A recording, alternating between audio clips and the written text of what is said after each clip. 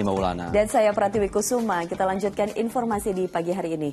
Badan Pengawas Pemilu atau Bawaslu Kabupaten Semarang, Jawa Tengah bersama tim gabungan menertibkan alat peraga kampanye yang memenuhi unsur pelanggaran konten dan pelanggaran lokasi pemasangan. Sementara itu di Subang, Jawa Barat, lantaran dipasang mendahului jadwal masa kampanye pemilu 2024, petugas menertibkan ratusan alat peraga kampanye dan alat peraga sosialisasi di sepanjang Jalan Pantura.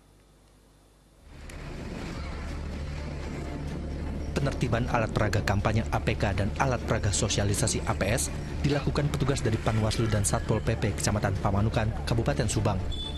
APK ditertibkan petugas karena masuk dalam kategori kampanye sebelum waktunya, yakni berisi ajakan memilih dan mencoblos, termasuk pencantuman visi misi. Sementara APS yang ditertibkan karena dianggap melanggar perda ketertiban umum.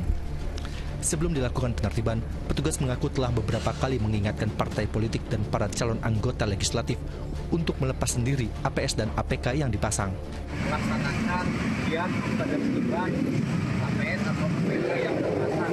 Hal ini dilakukan karena masa kampanye belum memasuki masa tahapan kampanye.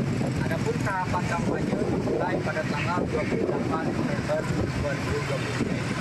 Ya, selain itu juga hal ini dilakukan untuk menciptakan kebersihan, ketertiban dan keindahan khususnya di wilayah Kecamatan Pamanukan. Alat peraga kampanye yang memenuhi unsur pelanggaran konten dan pelanggaran lokasi pemasangan juga ditertibkan Badan Pengawas Pemilu Kabupaten Semarang bersama tim gabungan dari Satpol PP, Dinas Perhubungan, dan Polres Semarang pada Kamis. Penertiban APK ini dilaksanakan secara terbatas. Untuk itu, APK yang tidak melanggar kriteria tidak turut ditertibkan karena bisa disebut sebagai alat peraga sosialisasi. Ada nomor caleg, kemudian ada ininya, ada tanda pakunya misalnya begitu. Itu yang kemudian kita tertibkan karena itu sudah masuk APK. Saat ini kan belum kampanye, tapi sosialisasi sehingga alat bentuknya APS. APS itu belum ada ajakan sosialisasi. Berdasarkan ketentuan perundangan, setelah penetapan daftar calon tetap oleh KPU, terhitung sejak tanggal 4 hingga 27 November 2023, seluruh peserta pemilu hanya diperbolehkan untuk melakukan sosialisasi dan pendidikan politik. Sementara untuk tahapan kampanye akan dimulai pada tanggal 28 November 2023 hingga 10 Februari 2024. Tim Liputan melaporkan.